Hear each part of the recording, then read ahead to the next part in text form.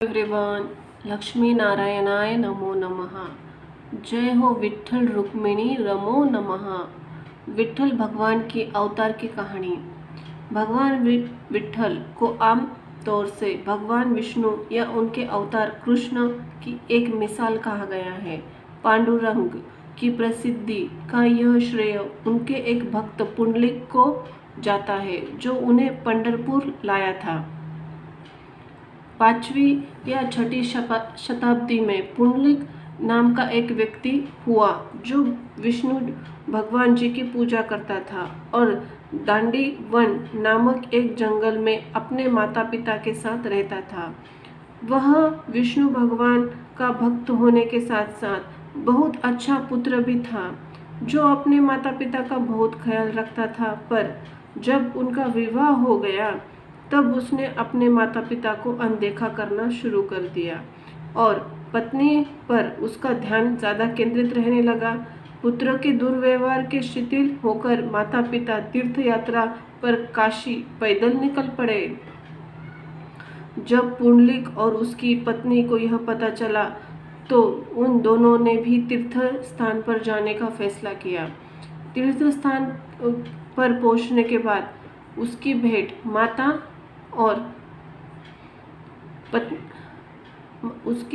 माता पिता से होती है, जिनसे वह अपने घोड़ों की सेवा तथा अन्य कार्य करने को कहता है, जिससे वह बहुत अप्रसन्न होते हैं।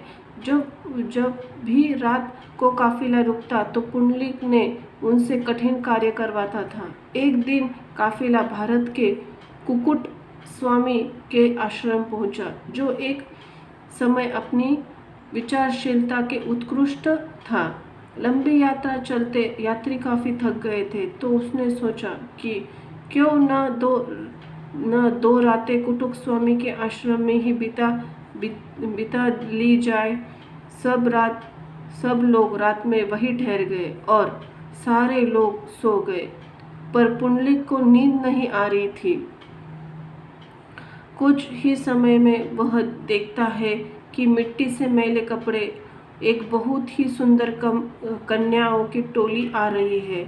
यह कन्याएं फर्श धोती है, संत के वस्त्र भी साफ करती है। सारे कार्यों पे निपटने के बाद पूजा कक्ष में जाती है। कुछ समय बाद जब वे पूजा कक्ष से बाहर आती है तो उनके वस्त्र साफ सुथरे और बिना धब्बों के प्रतीत होते हैं। उसके बाद शीघ्र ही वे सभी वहां से बिना किसी स्पष्टीकरण के ओझल हो जाती है। पुंडलिक इन कन्याओं से सम्मोहित हो जाता है और उनके बारे में अधिक जानने की कोशिश करता है। अगली बार जब वे कन्याएं आती है तो पुंडलिक से उनसे पूछता है कि कौन है वे कन्याएं। उसे बताते ही कि वो गंगा यमुना नदियों का स्वरूप है, जहाँ तीर्थयात्री अपने पाप धोते हैं। साथ ही उनको यह भी बताया कि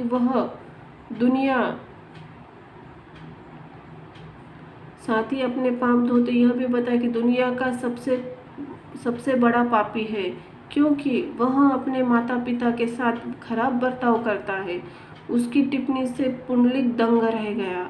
उसके बाद उसमें परिवर्तनकारक बदलाव आ गया और वह फिर एक बार अपने समर्पित पुत्र बन जाता है। अपने माता पिता को लेकर वापस दांडीवन जंगल में पहुंच जाता है तथा उनकी आजीवन सेवा करता है। एक दिन पुंडलिक अपने माता पिता के पैर दबा रहे थे कि श्री कृष्ण रुक्मिणी के साथ वहां प्रकट हो गए, लेकिन पुंडलिक पैर दबाने में इतने लीन थे कि उनका अपने इष्ट देव की और ध्यान नहीं रहा। तब प्रभु ने स्नेह से पुकारा, पुंडलिक, हम तुम्हारा अतिथि ग्रहण करने आए हैं।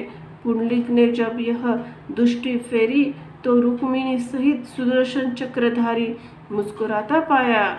उन्होंने पास ही पड़ी ईंट फेंककर कहा, भगवान, कृपया इन पर खड़े रहकर प्रतीक्षा कीजिए। पिताजी शयन कर रहे हैं, उनकी निद्रा में बाधा नहीं लाना चाहता। कुछ देर में ही आपके पास आ रहा हूँ। वे पुनः पैर दबाने में लीन हो गए।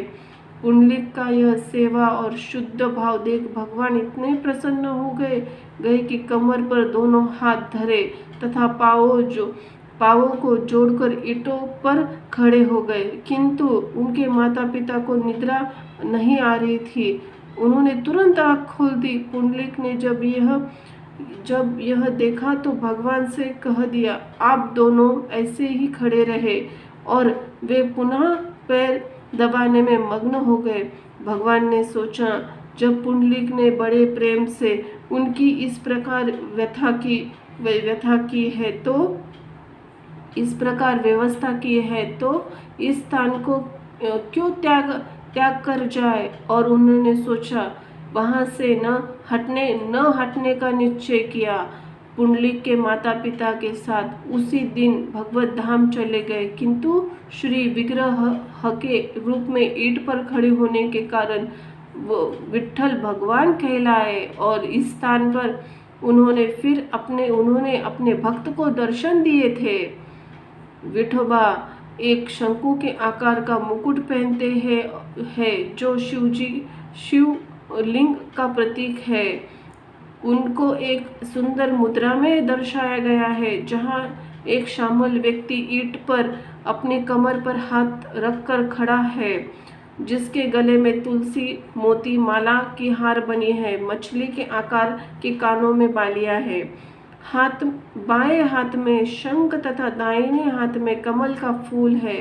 विठोबा दो शब्दों विठा और ला को जोड़कर बनाया गया है। विठा का अर्थ होता है अज्ञानता और ला का अर्थ होता है स्वीकारना, जिसका मतलब हुआ वह व्यक्ति जो अबोध को लोगों को स्वीकार करता हो।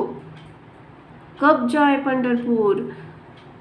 पंढरपुर में गर्मी और जाड़ा दोनों मौसम का प्रभाव रहता है, जहाँ कभी भी आया जा सकता है, चाहे गर्मी बारिश ठंड या मौसम हो। गर्मियों मार्च जून के दौरान यहाँ का तापमान 42 डिग्री सेल्सियस तक पहुँच जाता है, जबकि मानसून जुलाई और सितंबर यहाँ की बारिश होती है। नवंबर फरवरी यहाँ के दौरान मौसम में आर्द्रता या नमी होती है। इस दौरान यहाँ तक 10 डिग्री तक तापमान आ जा सकता है। कैसे पहुँचे पंढरपुर? रेल यात्रा, सड़क मार्ग, वायु मार्ग से पहुँच सकते हैं। धन्यवाद। जय हो श्री हरि विठल विठल, हरि विठल, श्री हरि रुक्मिणी माँ देवता आदि शक्ति नमस्तुते। धन्यवाद।